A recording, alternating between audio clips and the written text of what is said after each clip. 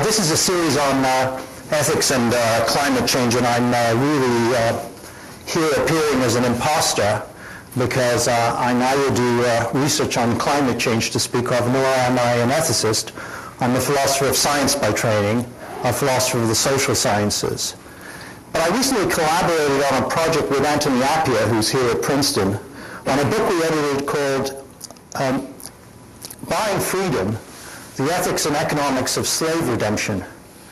And what animated this study was the idea that in order to assess the ethical question of whether it's right to buy the freedom of a slave, which you can do for about $50, you really have to get into the details of the economics. And the economics are extremely subtle and vary from context to context. That, for me, is an exercise in stepping outside the armchair in which philosophers normally conduct ethics to try and think of ethics within the limits imposed by plausible real-world constraints. I want to do something like that today, although it's slightly different. I want to try and argue to you today that thinking about climate change through the lens of ethics is not, in fact, a particularly useful way to think about the quandaries of climate change. I want to argue that you gain a better understanding by seeing the challenge of climate change as a matter of conflicting valuations that different groups of people put on possible outcomes that could occur as greenhouse gases increase. So we'll see how that works out. This is very much a work in progress. I was glad to have the opportunity to come and try these very preliminary ideas out on an audience, so I hope you'll take that in this spirit. A word about the title. The title is Them and Us. It's them and us, not them versus us, and the referent of them and the referent of us is ambiguous. So I leave it to you to decide which you wish to identify, if any. You don't need to, you can identify with both if you want. A little bit about the history of this project that I think is relevant to my take on it. I went to China and India last summer and met with chief negotiators and advisors to each government on climate change. And I went trying to understand how they thought about the relationship of their negotiating position to the United States negotiating position. I was interested in what they would say in private as opposed to on the public platform. And part of what animated this trip was that I was taken by the way in which debates about international climate negotiations are framed around what we all know as the tragedy of the commons. The idea that each individual pursuing his or her individual interests will result in a collective outcome that inures for no one's benefit, that everyone is worse off. And it's typically argued that the tragedy of the tragedy of the commons not only informs individuals, but also implicates countries when they negotiate with each other. I was struck that this seemed rather peculiar because I was struck that here in New Jersey, we recently passed the most radical climate change legislation in the United States, and up until recently, the most radical climate change legislation in the world. We have mandated 2050 goals for 80% reduction to 2006 level, which is much stronger than, for example, California has. Prima facie, that legal action seemed irrational according to the logic of the tragedy of the commons. So I was intrigued why it is and how it was that New Jersey's governor and legislature did this. Well, it could be irrational. But I thought that was unlikely to be the case. So investigating that set me off on this course around the world to talk to others and see how they thought about it. And indeed, my intuition was right. Nothing like the tragedy of the commons is working in the way in which people conceive about these debates in private, at least. There are complex issues going on, but they're not captured by that formalism. To me, the tragedy of the commons is an example of the way in which we get misled by an over-interest in formalism that misleads us into thinking there are limits on what is possible, and therefore constrain the way we act. But I did find out some things in the course of these discussions that set me thinking on the topic of this paper today. In particular, in conversation with the chief negotiator of India, who had been involved in Kyoto discussions and post-Kyoto discussions, I began to gain an appreciation from the difference between the perspective with which we in the developed country look at the trade-off between climate goals and sacrifice, and the way in which the poorest of the poor might be thought to think about this in the developing world. And it's that I want to focus on today. In a sense, I want to focus on the importance of what I think of as a perspectivalism of risk assessment. The way the problem of climate is usually argued, I want to say, we begin with the notion that we in the developed world have historical obligations deriving from the rights of others. In this talk, I want to reject that view for two reasons. I reject a rights-based analysis to begin with, and secondly, even though I do think we have obligations for historic reasons, I think this is an extremely parochial temporal view. I'm going to try and argue that within a few years, if we have historical obligations, they won't obtain anymore. Instead, I want to show you how within a few years, these obligations will get overridden, and at that point, the issue will not be who is responsible, but how to deal with the very different perspectives different groups of people have on risk assessment. Them and us will rear its head again at that point on the question of what to do and who pays. So those are introductory comments. What follows here is a few parts. The first part is called What is Owned and Why. The problem of rights, as they are often invoked in arguments in climate and other areas, is that they are treated as premises for arguments rather than conclusions. So in the last talk in this series, the speaker began by asserting there is a right to development. And from that right, he made inferences to subsistence levels that people have a right to and a calculus of obligations that follows from that. I think that this is a problem, and most philosophers think this is a problem. We have a trope in philosophy that rights are the conclusions of arguments, not the premises of arguments.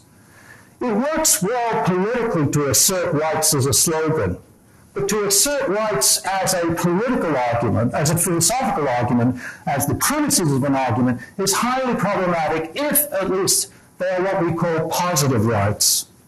Philosophy arose primarily thinking about the notion of negative rights.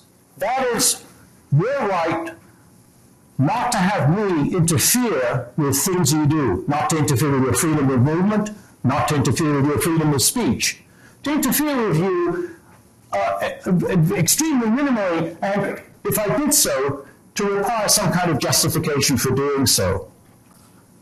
We're very bad in philosophy at developing a notion of positive rights. But I don't think you need a positive rights to say a positive theory of rights. A theory of positive rights to say much about climate. You can say a lot of things about climate with much less in hand philosophically. I think you could assert that there is a right of non-interference, and to the extent that we interfere by polluting or putting excessive carbon dioxide into the atmosphere, we are interfering with others, I think you have an argument to make. I think, as Peter Singer argued in the first lecture in this series, to the extent that you violate a prima facie principle that all other things being equal, we have a fair share to resources, you have an argument to be made. You don't need a strong theory of positive rights to say a lot about climate. Of course, let me note parenthetically that none of this touches on the question of what our relationship should be to nature as opposed to each other. I have to at least put a marker to say that philosophers have been extraordinarily inept in our efforts to talk about our relationship to nature and to craft some language to talk about a notion of obligation relative to nature. Our whole language of rights and obligations is only well suited to the interchange between agents, and unless you wish to argue that nature is an agent, we have a deep problem in talking about our relationship to nature with regard to constraints on our behavior. So I want to begin by talking about a notion of obligation that derives merely from fair shares, and go back to Singer's comments in the first of these lectures, in which he argued for the prima facie plausibility of a per capita prospective allocation based on the projected population of the world in about 2050. So his idea is we take the projected population, which will be roughly 9 billion people, up from 6.6 billion people. We allocate everyone a fair share of a budget of carbon dioxide that can be put in the atmosphere for us to stay at a safe level, say 450 parts per million, and then we proceed from there. Some who are not using their allocation may sell their allocation to others, and so trading of these allocations may be allowed. Peter rejects the idea of pursuing this with an historical account in which we look back to the amount of carbon dioxide some parts of the world have put out over others, because he thinks it's too complex to make such a calculation. Let me point out over here, that if we take the United States, I can't remember this figure, I think it's from about 1900, but it may go further than that. We've put out about 303 gigatons of carbon dioxide. Let's just note the difference between a prospective account and a historical account of the output rights of the United States based on the static assumption that we constitute 5% of the population of the world. Of course, we didn't constitute 5% of the population of the world a long time ago, but let's ignore that for now. On an historical account, the world has gone from, the world started at 270 parts per million in the pre-industrial era. It's gone to 400, it's got to stop at about 450 parts per million. So we have a budget historically of 180 parts per million. That translates into 1,017 gigatons of carbon dioxide, and 5% of that is what the United States would have, 50.85. Now, actually, we can increase that a bit because it turns out that carbon dioxide is coming out of the atmosphere at a particular rate. Let's say roughly 50%, which is very generous. So on this account, the United States has an allocation to get from 270 to 450 of about 100 gigatons. Notice we've already used 303. On a prospective account, we're at 380 now. We go to 450. That gives us a 70 parts per million allocation, 431 gigatons of carbon dioxide. The United States allocation, 5%, gives us prospectively an allocation of 21 gigatons. On the prospective account, we still have some budget to expend. On the historic account, we've already used it up. I say it simply to say it is possible to do a historic account, and on a historic account, we're already in debt. On a prospective account, we have an allocation. It's a piss-poor allocation, but at least we have an allocation to give.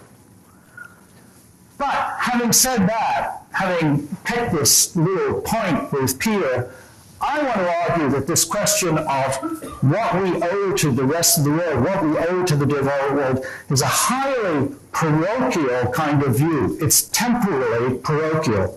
I want to show you, based on an argument offered by Wheeler and Hummel, that there's an argument that within about 30 to 50 years, this question of imbalance between the developed world and the developing world is going to get washed out. Now, I need to close this and get ready to turn on that PowerPoint to show you only one of two slides. What Wheeler and Hummel have done in their paper called Another Inconvenient Truth is to look at the prospective output of the developing world over the rest of this century, based on the assumption that the developing world engages in reasonably aggressive growth using the energy sources that are available to it. Let me show you what happens when we do that. That's not what I want. Okay. So, this is the global rate of parts per million. We're now here we're worried that we're going to go up to 450.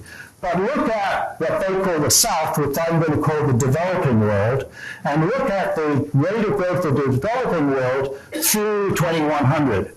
In itself, it goes to 575 parts per million. That is to say, if you think that 450 parts per million is the safe level to go to, which purportedly will produce a 2 degree centigrade increase, the South alone, the developing world alone, will create this problem irrespective of what we do, irrespective of what the rest of the world does. Now, let me say for those of you who are familiar with the United Nations IPCC report, this is what is called the A1F1 scenario. The A1F1 scenario assumes that there is aggressive growth, and there is aggressive growth using available resources, which is primarily coal, without any way of capturing that coal. That's a crucial assumption, because some of you are going to want to argue this rate of growth is surely possible with a less carbon-intensive regime. I'm going to argue that I think that's implausible. I'm going to argue that having a rate of growth is incompatible with a scenario much different from this. And that's a key to what the issue is going to be between those of you that want to take issue with what I'm going to say. Why do I say that? Well, I want to begin by talking about China's low-carbon plan, not their high-carbon plan, their low-carbon plan. How do I turn this off? Like that? Okay.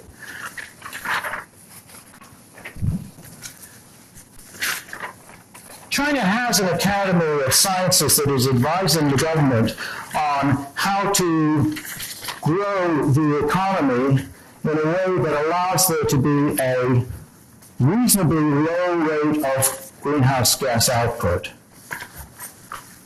The Chinese economy, the Chinese leadership, is committed to sustaining a growth rate of around 9% a year. The leaders of the academy that are favoring a low-carbon economy believe that is possible by growing China's carbon output from 6 billion gigatons to 9 billion gigatons by 2030, reducing it back to 6 billion gigatons in 2050. If you ask what that would translate to on a per capita allocation in which China has a fair allocation, if everyone did that in terms of its use of carbon, that would put us at a 550 parts per million world. That's to say, China's low-carbon economy plan calls for a 550 parts per million world. And that's the progressive regime that the advisors are trying to convince the government to get. Why does that happen? It happens for the following reason. Over the next 20 years, China plans to move 450 million people from the countryside to the cities. When you move someone from the countryside to the cities, you triple their energy consumption. Quite aside from the energy that goes into building the infrastructure for transportation and housing for people in that situation. China, over the next 25 years, plans to move from 50 million cars to 250 million cars. What does the low-carbon project assume in terms of clean energy that would allow it to deviate from the A1F1 scenario? It assumes 20% carbon capture by 2030, 15% hybrid cars by 2015, 100% hybrid cars by 2030, storage technology available for solar and wind power by 2050, and 70% carbon capture and sequestration by 2050. The question, and I'm not equipped to answer this question technically, the question is, how plausible are these goals? Not how plausible are these goals technically, but how plausible are these goals administratively and economically relative to the Chinese plan? The EU is committed to an 8 to 9% growth rate. it's projecting a rate of urbanization that will increase from 30% of the population in cities to 50% of the population by 2050. It's anticipating that most of its rural population will shift from cooking with biomass to cooking with kerosene. It's assuming electrification to the 60% of the population that currently has no electricity. And more generally, if we look at world projected power consumption between now and 2030, world power consumption is expected to rise by 45%.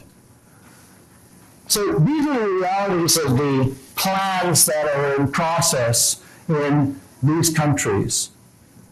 And we have to ask, what are the prospects, if those are the plans, for a regime in terms of reduction of greenhouse gases that is plausible? What's the likelihood that the political leadership in these countries will be willing to trade growth for a lower rate of carbon output? Because that's the conflict I want to say. That's the choice I want to say that is on the table. I want to say there are three alternatives you might have on mind that you think might avoid that choice that I want to say are not credible alternatives. One alternative that might be on your mind is to say, what are the prospects for clean energy to take care of these needs, even if we in the developed world pay for them? I say with a projected growth of 45% in terms of energy, it would be extraordinarily difficult to supply all of the existing energy needs and all of the prospective energy needs of these countries with clean energy. Look at our own energy plan and look how difficult it is for us to plan to replace our own current energy, carbon-intensive energy, with renewable energy. And I think you see the dimensions of the problem. Secondly, even if we pay for it, there's a problem of enforceability. It's not a unique problem to India or China. It's actually a similar problem here in New Jersey in the United States. It will be extremely difficult, both here and I say even more there, given the tradition, particularly of India, of enforceable oversight, to enforce any kind of limits on carbon output that might be agreed to. Finally, what are the prospects for effective implementation of carbon capture and sequestration? I think there are two problems that need to be faced in a realistic analysis here. One is that many sources of carbon output in these countries, as well as our own countries, are not amenable to carbon capture. Carbon capture and sequestration is going to occur at major sources, coal plants, major power users, but not distributed throughout the population as a whole. Secondly, the question of effective implementation and effective day-to-day run of carbon capture and sequestration is a problem that has to be faced.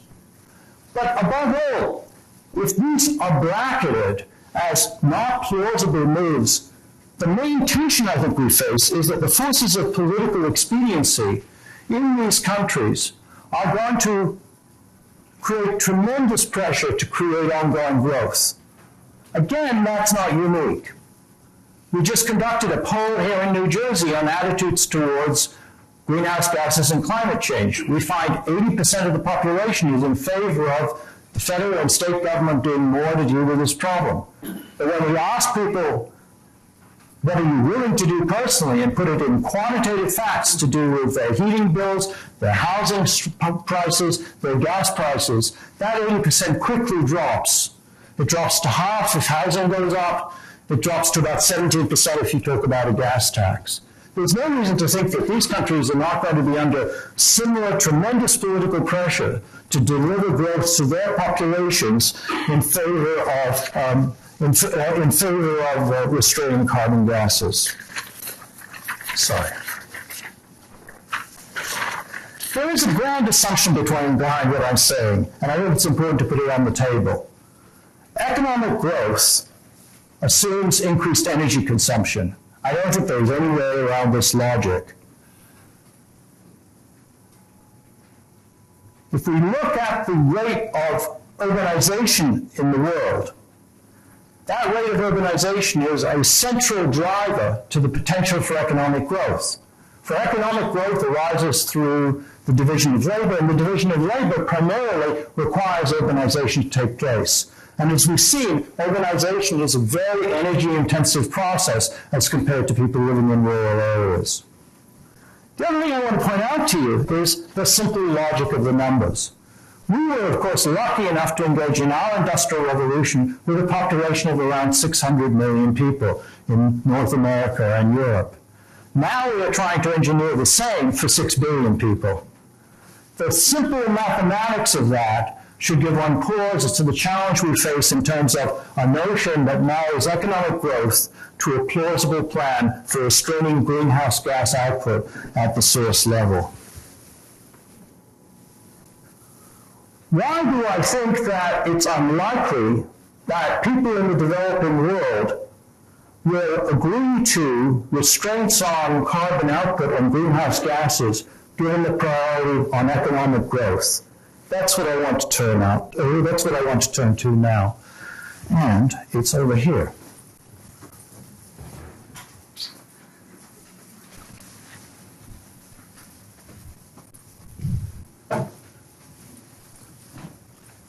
I want you to contrast your situation here in Princeton with a person living at a subsistence level in India. The person living at a subsistence level in India is looking for some growth in his or her household income that is going to substantially transform the prospects of intergenerational security. His household income, his household well-being, depends on raising the next generation and the next generation being available to provide job security for him. That's the context in which he looks at the question of trade-offs. You look at trade-offs from the point of view of your level of economic well-being. He looks at trade-offs in terms of his level of economic well-being. Let's say that, let's assume that we can assign probabilities to the amount of damages that occur at, say, 650 parts per million. There's a low probability that there'll be very little damage.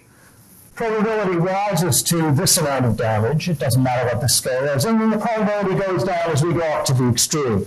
And obviously, for higher levels of parts per million, this distribution is going to move out. Let's think about economic gain at these various levels of 400, 350, 450, 550, 650 for two populations. You have this level of economic well-being. Let's take my assumption that I said that economic growth and energy consumption are tied together. As we consume more energy, we will create more output in the atmosphere of carbon dioxide. You will sustain a certain level of growth from where you are now to here as a trade-off for this increase in parts per million. But the potential for someone who is very poor is much greater for the gain that is available to him than it is for you under these circumstances. The doubling or tripling of household income for someone making $5 a day, $2 a day, is going to be very different than it is for you. Look at the risk that is going to be associated, the risk that is going to be associated with different distributions of parts per million of greenhouse gases relative to where you are and relative to where he is. And I think the analysis comes out very differently. I would put that more radically by making the following suggestion. You live, and I live, in a very stable world. We don't suffer a great deal of disruption in our day-to-day life. And we have a great deal of investment in keeping things relatively stable. We tend to focus on the extreme outcome in this probability distribution and say, I want to avoid that at any cost. And I'm happy to settle for where I am because where I am is pretty good the way it is. Contrast that to a person living at a subsistence level in India or Africa. he or she has an extremely unstable life. It's a life full of day-to-day disruptions. It's a life full of all sorts of risk. Now suppose I give you living in that situation the following alternative. I say to you, even though we will increase the climatic risks to you somewhat, your household income will go up in relation to that. Then your calculation, I put it to you, may be this. I will be in a better position to endure the risks of climate change, along with all the other risks in my life, if my household income is higher than it is now. The calculus is going to be very different, because I face risks every day from a myriad of different things. Climate is only one of them. So when you add the climate risk, going, let's say, from 450 to 550, in my world, if it's associated with economic growth, I may be in a better position, I may be more resilient against all of the risks I face than I would be under other circumstances. That's the difference in perspective that I think is going to drive this debate. That's the difference in perspective that came clear to me in conversation with the chief negotiator in India. That's what drives, I think, the issue of why, in the end, if you are concerned about the poorest of the poor, you may be pushed to assume, to be willing to assume, a much greater risk associated with higher levels of parts per million than you will if you're sitting, like we are, self-satisfied and well-off in the developed world. Now, let me say two things. I'm not assuming the extreme here. No one is assuming, well, an 1,100 or 1,200 parts per million world will be one in which I'll be better off economically and more resilient. That's not where the locus of the debate here. I think the locus of the debate is much more at the level of 450 versus 550, maybe 650. But that's where I think the real debate is going to take place. Now, let me say a different version of this very, very briefly for those of you who are decision theory inclined or philosophically inclined, which is, of course, here, in a Mickey Mouse way, I've assigned, although I actually haven't designated the probabilities, I've assumed we know the probabilities involved. And somebody may be saying, wait a minute, this is a different kind of decision under uncertainty. We don't even know what the probabilities are, so we don't know how to assign them. There is a logic of decision associated with that. There is a logic of decision to do with how I should go about making decisions when I don't know even how to attach probabilities to the outcome. Again, Peter mentioned it in conjunction with John Rawls in the first talk in this session.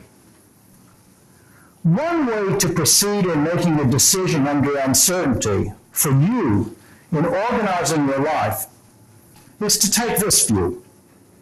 I have alternative A and alternative B. I can either go on this path or this path. Let me choose the one in which the worst outcome associated with it is the best worst outcome of the two alternatives. You might call it the pessimist's view or the cautionary person's view. I may do better off here than I do here, but if things go badly on this case, I'll be worse off than I will over here. So let me choose caution over gambling under these circumstances. I think there's an inclination of all of us to think, well, the worst outcome is we're totally screwed. Everything is going to go bad in the climate, and there'll be ecological collapse, and so we better avoid that because that's a worst off position that we definitely want to avoid. And surely, even if you're poor, you should do that as well, because on that case, you're going to get screwed, for sure. The real things are, you may get screwed, now you're really going to get screwed. I want to suggest to you, we can maybe discuss this in Q&A if you want. Let me discuss, I think that's an intuition that we're inclined to say, yes, that's the way I act. But I think if you actually reflect on the decisions you make, that's not the way you act. You don't, in fact, make choices in your daily life in such a hyper-cautionary view. You take trains, even though trains have risk associated with them, rather than taking other forms of transportation that have a lower probability. You engage in behaviors that have a non-zero risk associated with them. You don't organize your life in this hyper-cautious way. And so I think that this is a misleading form of characterization. So I want to now move towards the end of this talk by asking, where we go from here if this analysis is right. If this analysis is right, the problem is not one of what we owe them. It's not a problem of a negotiating problem. It's a problem that I think large interests, large groups of people in the world are going to end up with fundamentally different priorities from the priorities that people may have in the developed world. Because from their point of view, the trade-off between risk and return is very different given their level of well-being. Well, here's what I think is an important thing for us to consider. If I can close this to show you in its full beauty.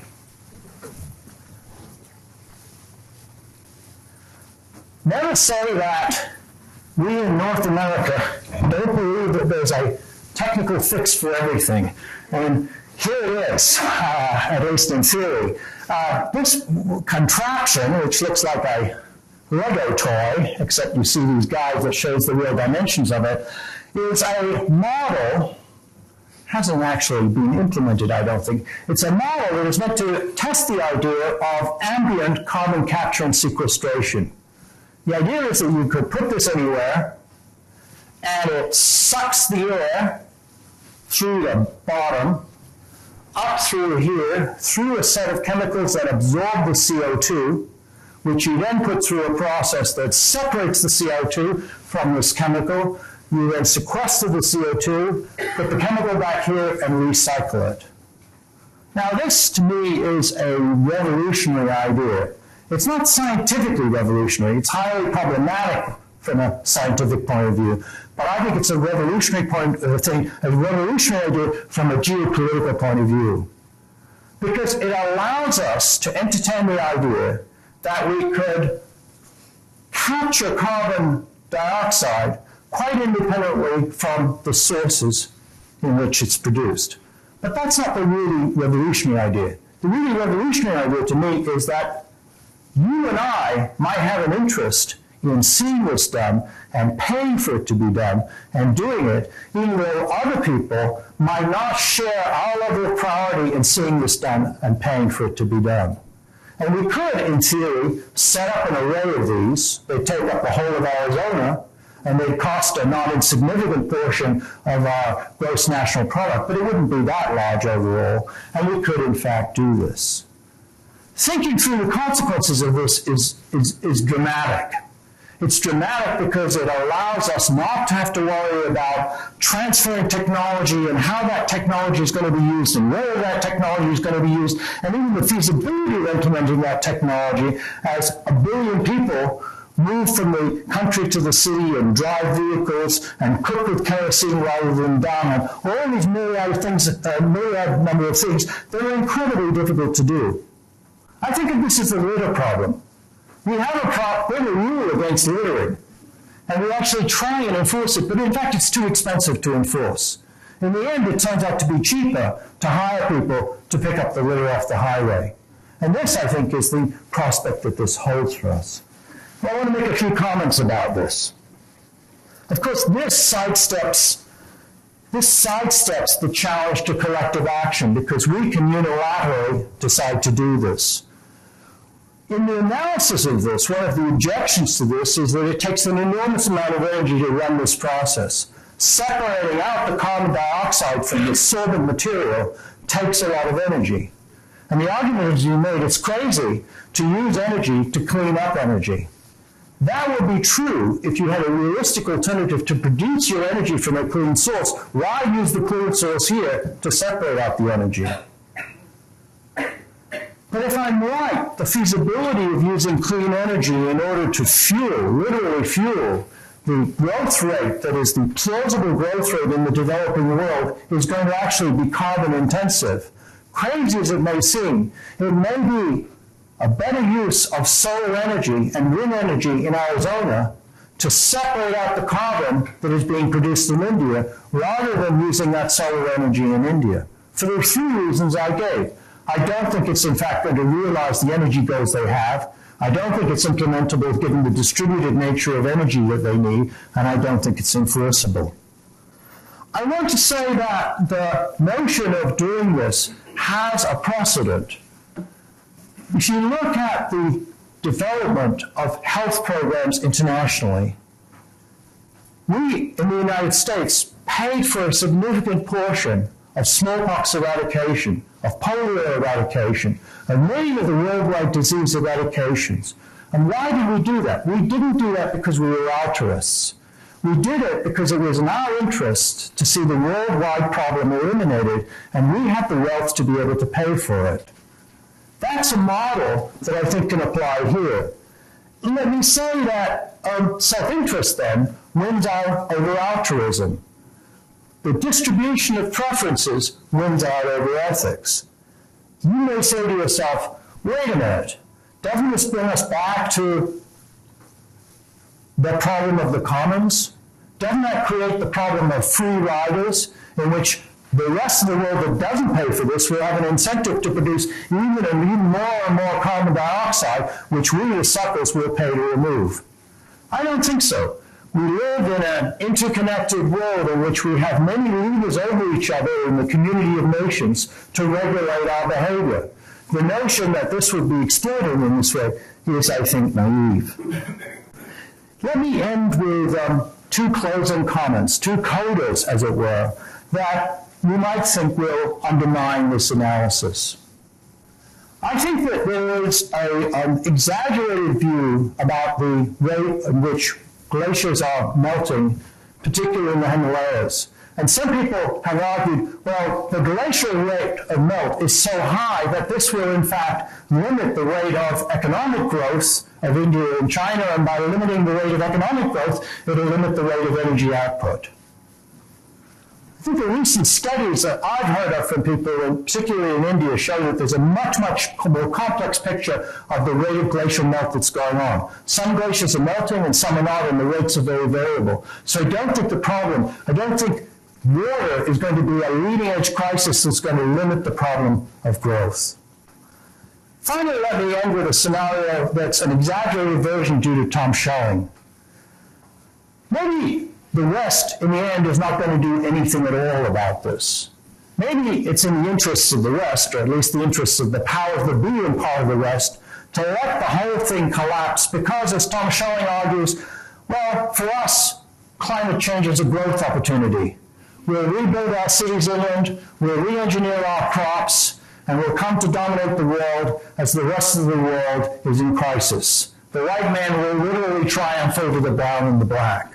Well, I'm cynical enough to believe that that's a theory that some people do, in fact, entertain. But I also believe that the interconnectedness of our economy and the world economy and our well-being and the world's well-being is such that that, in fact, will be an implausible scenario as well. Thank you very much.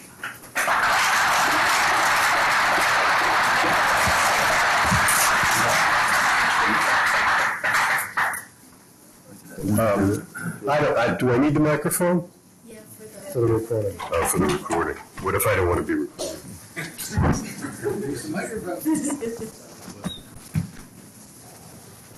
So that's a lot. I didn't because of the nature of the way this talk happened. I didn't have a well laid out paper with all these beautiful arguments in them to respond to in advance. And I'm always wary about arguing with philosophers. I may have mentioned to you when we met that I knew the great pragmatist Sidney Morgenbesser very well, because he was essentially my father-in-law.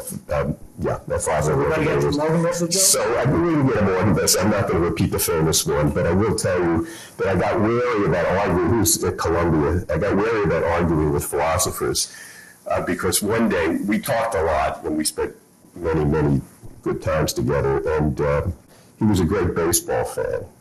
And so once we started talking about baseball, this was a long time ago in the 80s, before recent events proved the position, I'll just tell you, to be more or less correct. And just to torture Sidney, I said that I started the premise for the argument was going to be that professional sports are inherently corrupt. This was around an early event of some athlete taking performance-enhancing drugs. already 20 years ago. And as I said, recent events prove that my side of the argument was more or less correct. And so I just said that to torture him a little bit, but to see if I can get in an argument with him. And instead, I was expecting, a good, logical repartee. He got up and out of a rocking chair and started screaming at me and using the F word because I had violated his, baseball was far more important to him than philosophy. So I want to make sure that you don't throw anything at me if I make you angry. But I want to, I spent a long time, much of the last 25 years, first trying to think about and formulate the notion that long-term targets for climate policy are an important way to think about the problem, because I didn't think that near-term goals could ever be appropriately developed by governments unless you had a sense of where you're going to go. On the other hand, recent events have caused me to kind of change that view, not permanently, but at least for the short term. Gavin Schmidt, who many of you have, may know about, he's the person who runs the Real Climate website, which does a great service to the community of people interested in climate change, made the analogy that, if you're setting out on a cross-country trip and you're just leaving New York to go to Los Angeles, you don't worry about where you're going to park once you get there. And that's a little bit like the situation we're in now. We, 20 years ago, had the comfort of, and I think it was the right position to worry about long-term objectives and meeting them to frame how we would start the trip. But I no longer believe that in the current situation we're in, with the climate already changing and with us being considerably behind the eight ball, that it makes much sense to talk about the long-term objective as a framework for thinking about how to solve the problem, including the rights aspect of it, if there is one. I don't think it's a useful way right now to sort of conceive of what we're going to do, and I don't think we should devote much thought to issues like how to divvy up what's out there, because as you point out, we don't even know essentially how much there is to divvy up and how much is going to be out there. If you think of the atmosphere as a limited resource and we only can go up to 450 or 550 or 650 or whatever it is, that sort of creates a cap and you start cutting up the pie. But at this point, we are so far away from getting to where we need to go, and there are so many issues to try to define where we want to ultimately be that I think it's not a sensible exercise. And I'll point, for instance, in one extreme case is the argument that many of you may have heard that Jim Hansen is making that we should limit concentrations to 350. Well, I'm not sure how to have this whole argument in that context. The 350 argument stands on three legs in the Hansen view. Two of them I don't think have enough certainty to even make a logical argument, but the third one is compelling. That is, we've already changed the climate in ways that are having consequences that many people would argue are undesirable, and therefore we want to get back to a concentration that won't have the current level of impacts. I think that's a perfectly plausible argument, but it says absolutely nothing about what we should do tomorrow. It says absolutely nothing about how to begin to solve the problem, and that is the issue that we're faced with right now. So I think the notion of framing this from the rights perspective, which you said we were to put aside, is correct, or for somewhat different reasons. I think the issue of obligations still has traction and is important. For two reasons. I don't think you can ever get any international discussion off the ground without going through that terrain. And the argument, even if it becomes not germane from a technical point of view over the next 20 years, because the developing countries are going to surge ahead of the developed countries, arguments about who did what to whom during the colonial period still have important and very real political traction in many countries, not just the developing world. And so this is not an argument that can be easily dismissed. So I think the industrialized countries have to be able to move forward, partly based on the view that they have an added level of responsibility. And unless that happens, the whole discussion doesn't get off the ground. But I do think that the whole idea of defining fair shares based on some theoretical idea of how big the atmospheric pie is, if not misleading, then just beside the point right now. What we really have to do is figure out a way to get going to solve the problem. And when you get down to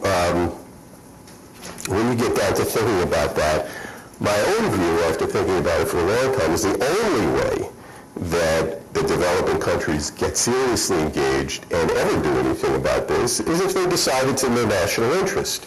Now, you've presented a pretty compelling case that the calculus as of today would be it's not in their national interest, and in fact, that is the calculus today. Unless that calculus changes over time, I don't think there ever will be a cooperative solution.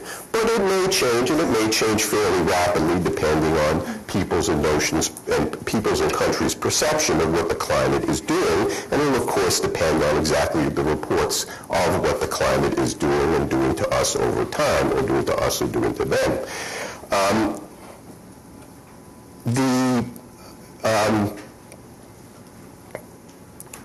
There are things you can do to change that a little bit.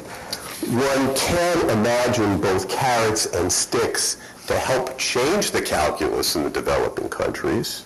A carrot would be the sort of resource transfers that Martin mentioned. A stick would be the sort of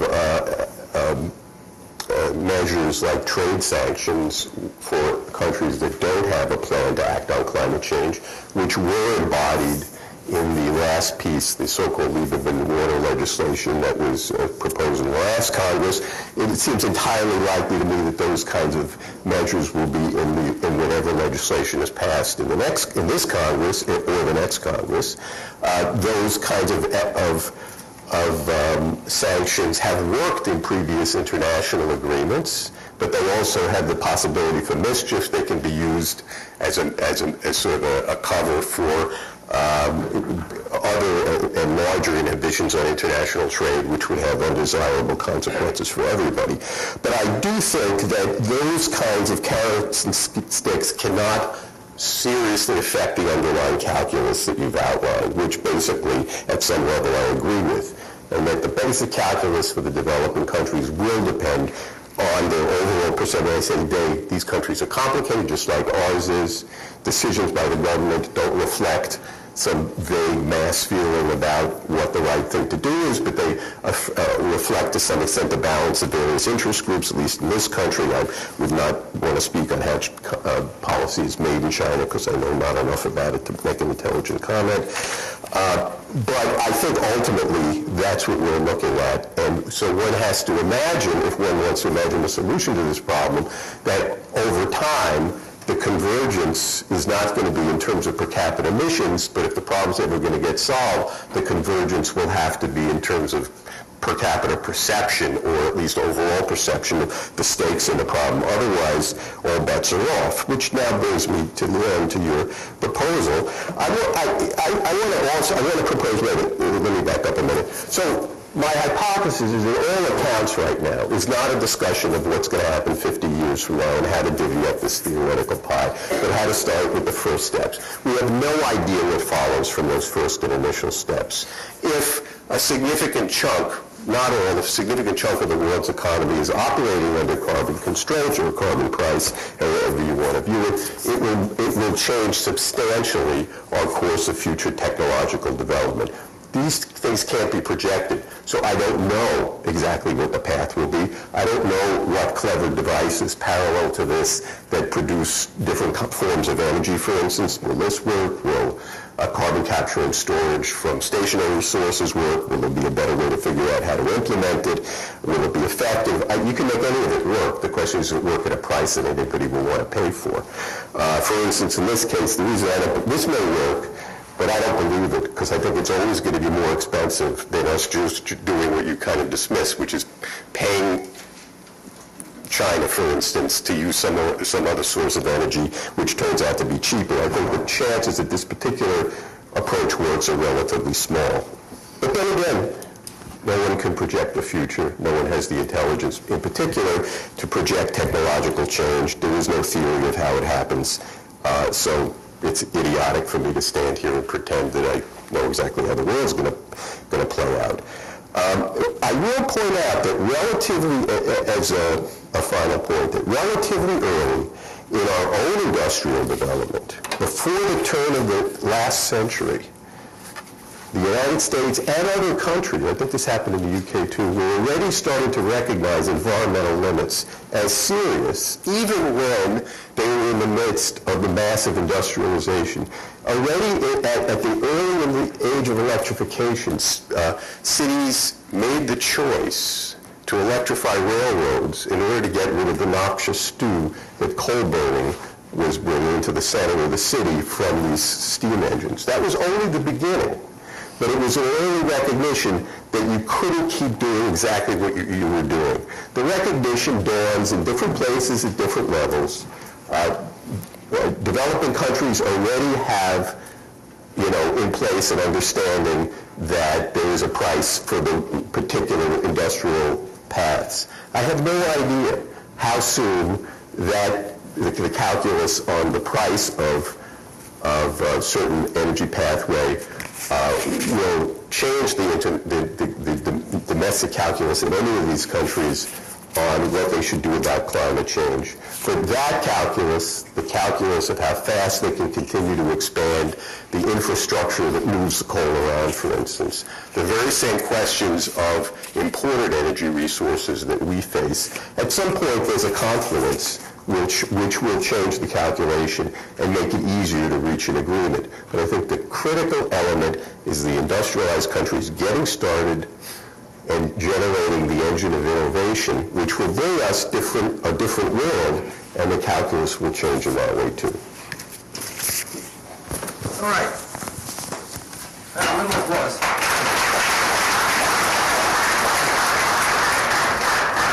Very provocative. I'm sure a number of you will have some questions. We can go until 6. That's 25 minutes. Who wants to lead off? Maybe you should identify yourself when you ask a question. And, okay, please. I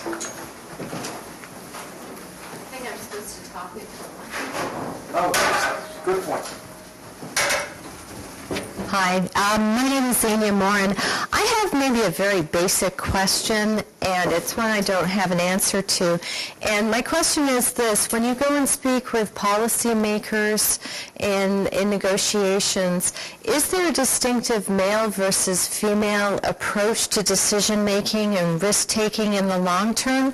Are there different ways of thinking about climate change that you encounter? What do you encounter? I just think in my own household, like risk assessment between my husband and myself, taking different factors and thinking about my children and the impact it has on their children is an overriding one. And so when I'm thinking about, what car purchase we're going to have next, miles per gallon and carbon, it is a big part of our family discussion and something that comes from both of us, but for different reasons. So. Okay. Does either you want to comment? I'm not in a good position to argue this. To comment on this. I was a tourist and spoke to a few negotiators, all of whom were male, so I can't make a comparison. I'm afraid. Maybe you can. Let me try to answer it from an academic point. There's actually been a little literature on this. And in the process of doing the last IPCC report, we try to mine it, understand it, and report on it. We didn't do a very good job. So I don't have a bottom line answer from that point of view, except that I know people are looking at it, and I think it's an important question. In my own experience, and it's just the limited world that I travel in, again, there's my personal world and there's my experience at negotiations. My experience at the negotiations is that I have not observed a difference. My experience in my own personal world is it's very individualistic, and I don't see a systematic breakdown. That being said, everything I know tells me that men are less risk averse, but that may be because I'm following some stereotype in my head. I don't know. What do you think?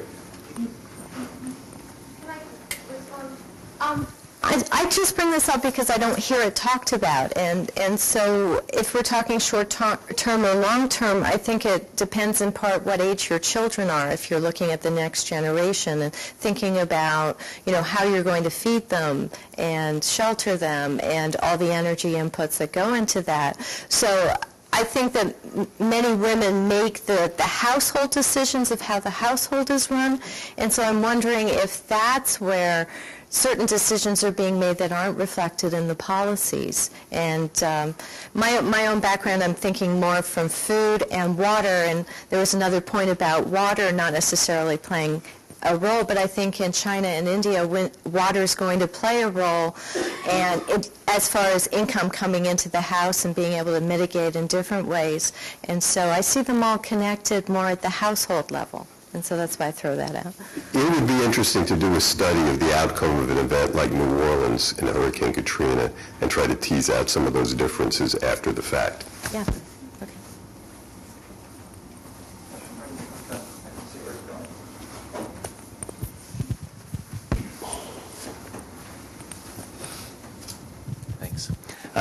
I'm Daryl Mullendorf, and this is a question, I guess, primarily for the speaker, but it could be for either of you, I suppose, actually.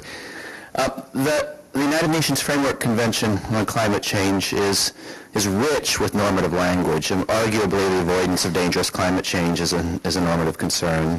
The right to development is stated there. The statements of differentiated capability and responsibility are stated in the treaty. And one would think that these place certain constraints on what would count as a legitimate treaty or a legitimate successor to Kyoto or the next round, or constraints on legitimacy in the next round of negotiations. But I gather that you think not, or that these won't be used. These might be used as sort of quasi-legal levers, or indeed even legal levers on the part of the developing world to gain some traction in debates, or in negotiations. But I gather that you think that that's just going to be scuttled, or it's not going to be used at all. I'm not sure what you think. Normative concepts are. Thank you for that question. No, I want to be careful to distinguish the political use of such language with the philosophical grounding that it provides. I think that all of these declarations are extremely important from a political point of view. I just don't think they constitute a coherent philosophical argument. So I agree very much with Michael that not only is it of limited utility to talk about the question of obligation and responsibility, I think actually trying to ground it in the language of ethics is misleading. It's completely different to say this is a very important political campaign to organize, and this language is extremely useful in this political campaign. And let me just add to that, to clarify and underscore something that Michael said. It's imperative that the United States institute legally binding unilateral legislation to curb greenhouse gases now in order for any of these countries to take the opening round of negotiations seriously. It will be, I believe, a game changer, but it's absolutely necessary that it take place. And it's not because I think that there is a profound obligation, at least from the long-term perspective, that's what I've argued, but from a political perspective, from a diplomatic perspective, it's just essential.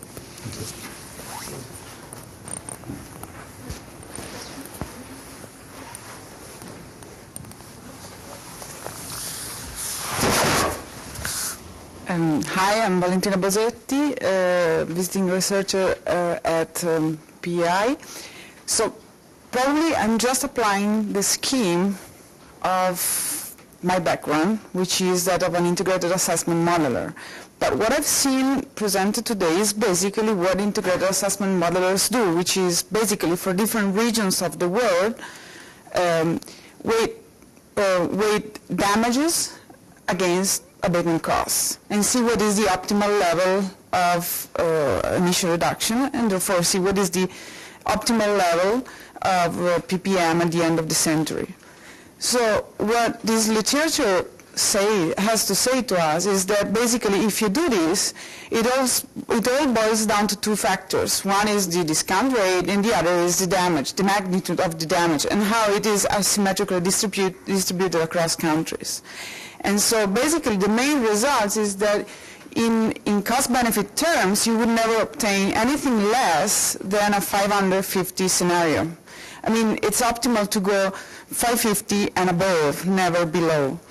But then this literature also argues, and there is a large debate between Nordhaus and Weizmann, that because there are fat tails and you have extreme events, basically fat tails means you have a low probability, high extreme events that might happen. So given that you have these, in economic terms, what you cannot do any longer is to reason in cost-benefit terms. You start to reason in cost-effectiveness terms, which means you say, given that I don't want, what you just dismiss as a precautionary principle or whatever, but the idea is that you cannot reason anymore in terms of what is, optimal in cost-benefit terms, but you have to impose a target, because you know that if you go above the target, the probability of these extreme events are not acceptable. So what you do is then you try to, you say, okay, let's assume this level is 500 or whatever it is, and then see what is the best way to get there.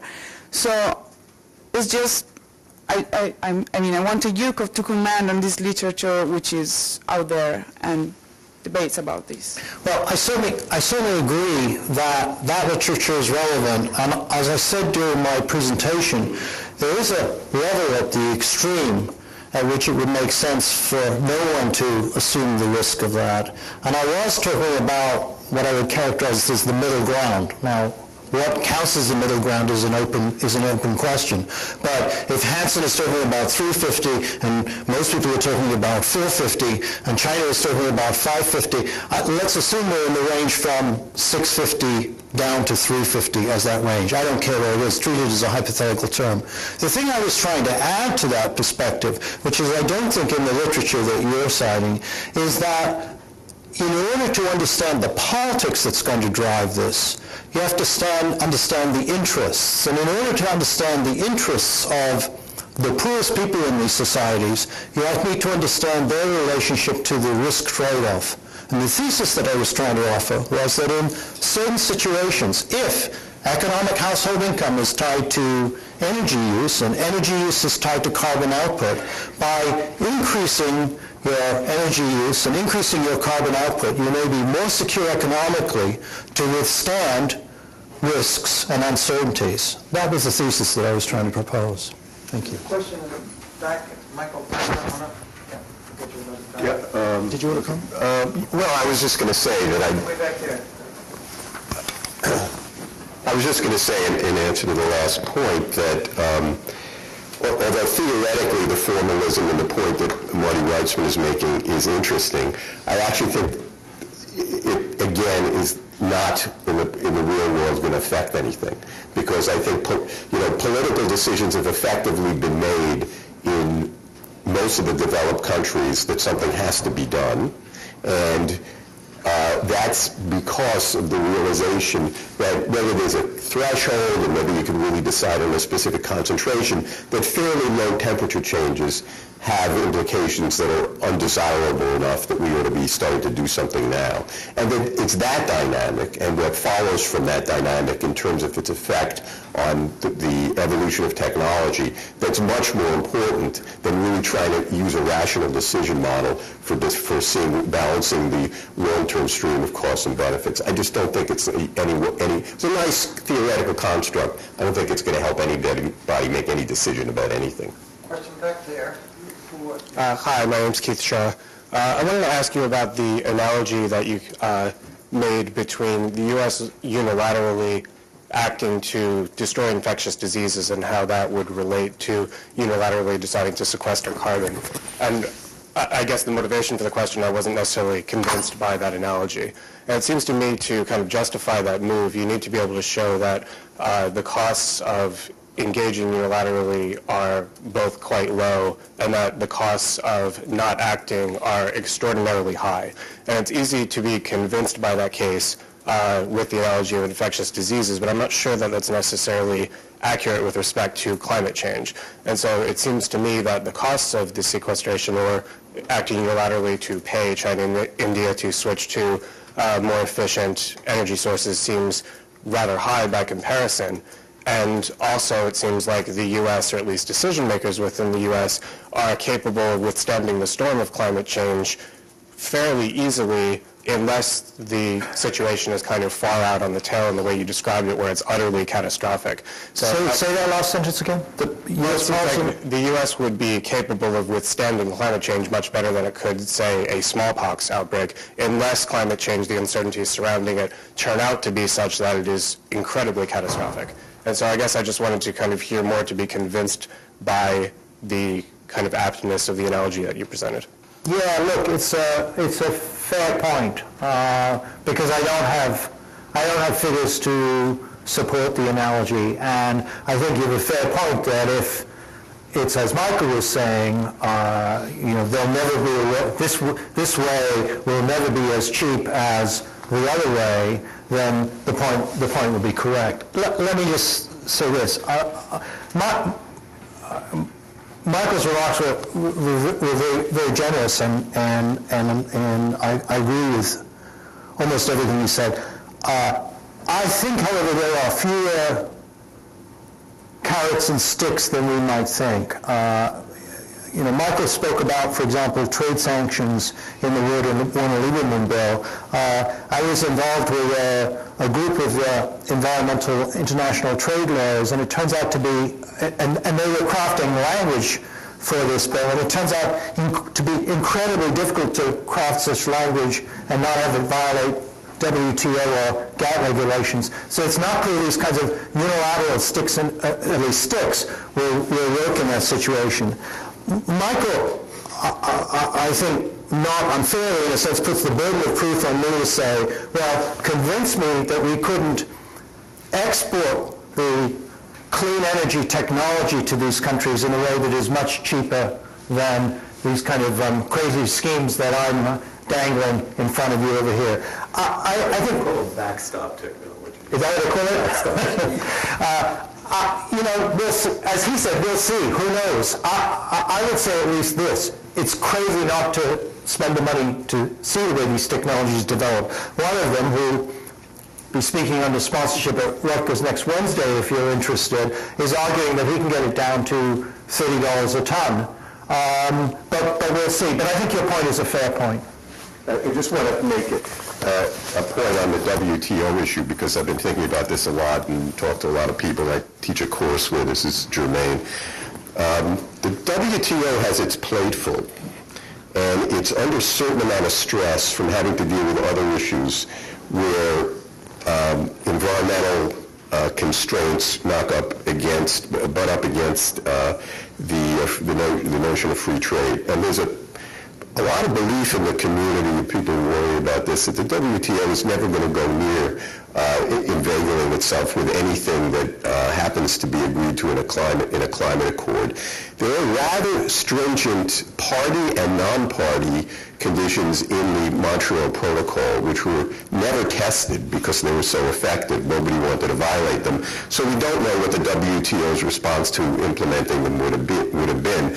But I think there's at least a 50-50 chance that the WTO will not want the headache brought down on it by trying to, across the objectives of a set of laws which are arguably carried out in implementation of either rational domestic policies or subsidiary to a climate treaty. We'll see, but it's not a no-brainer that countries aren't going to do it. Now you got my philosophical backup, because you shifted the topic from unilateral action in Warner-Lieberman, which would have likely resulted in a lawsuit by China, to a multilateral agreement. Of course, if there's a multilateral agreement and the parties sign to it, the WTO is unlikely to get involved. The question is what's going to happen in Warner-Lieberman 2 when members of the Senate say, in order to vote for this, I have to have this kind of draconian language. You can sneak it in under Article 20 of the GATT. I don't think we should have this argument right now. Okay, there's a question back there.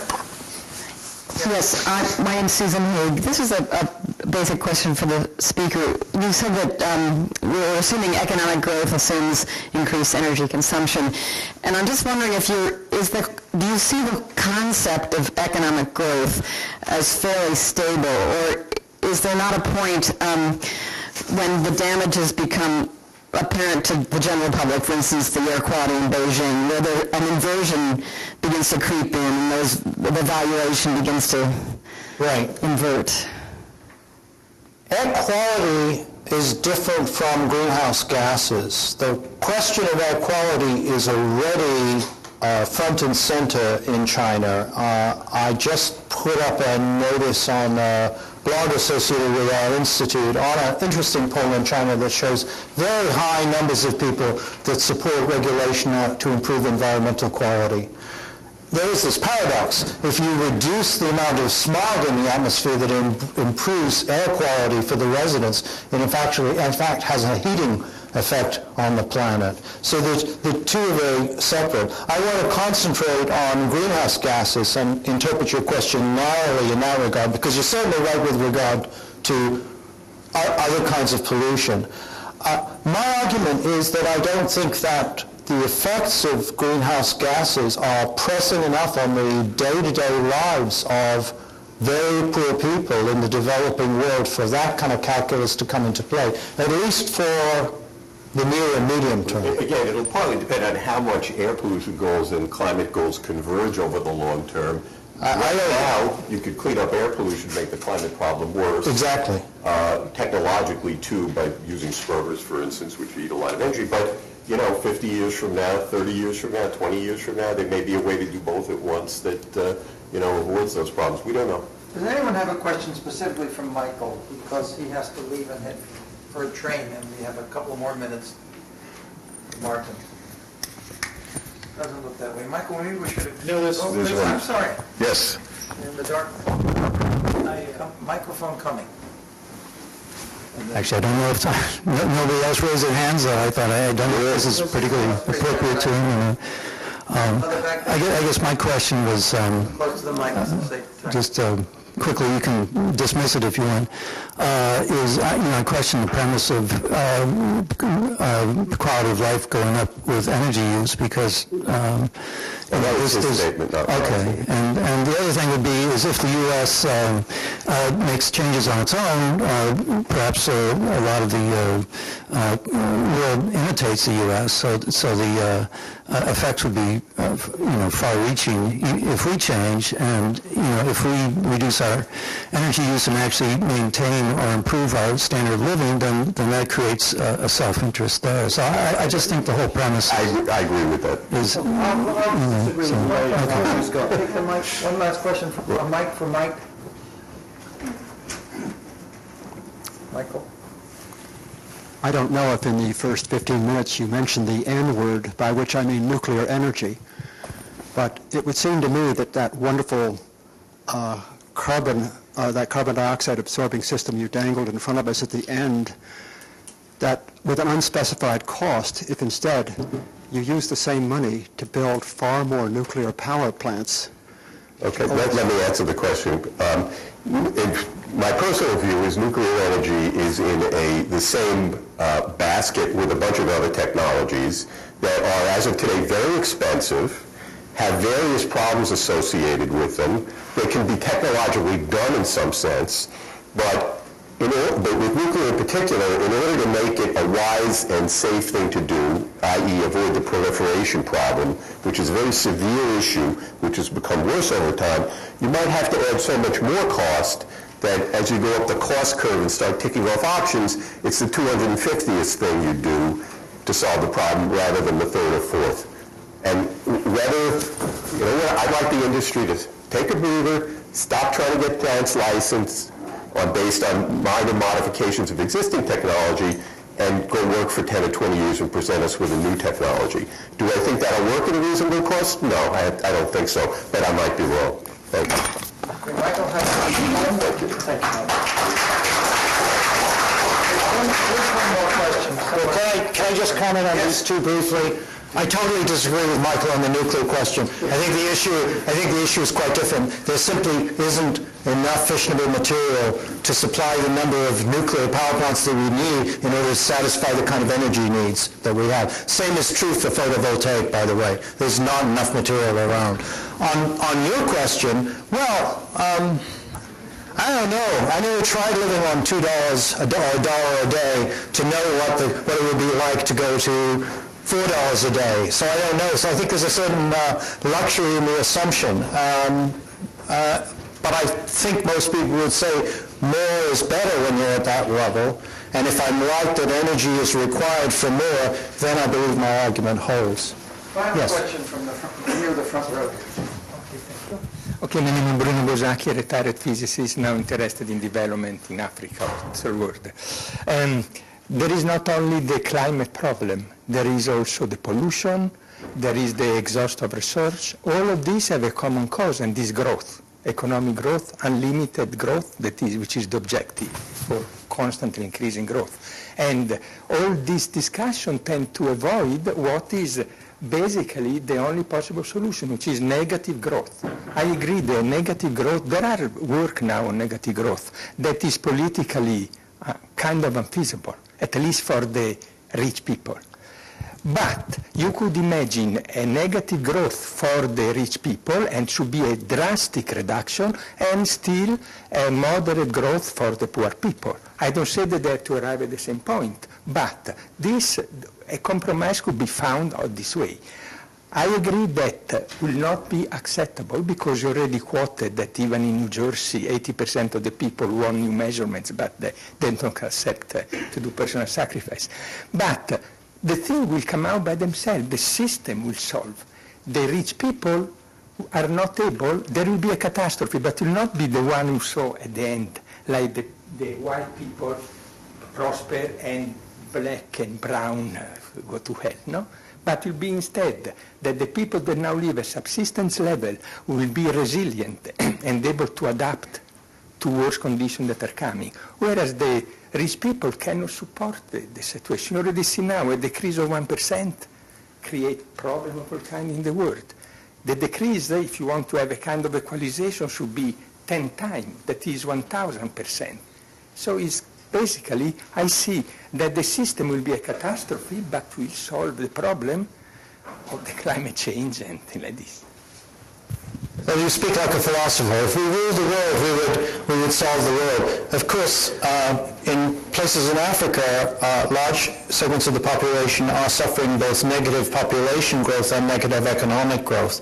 I think the key question, the key assumption that underlies your position is whether or not nature will accommodate the very poor of the world being able to achieve a subsistence level economically given the number of people in the world. And I think that is an open empirical question. Thank you very much. There's lots more to think about here. See you next Tuesday.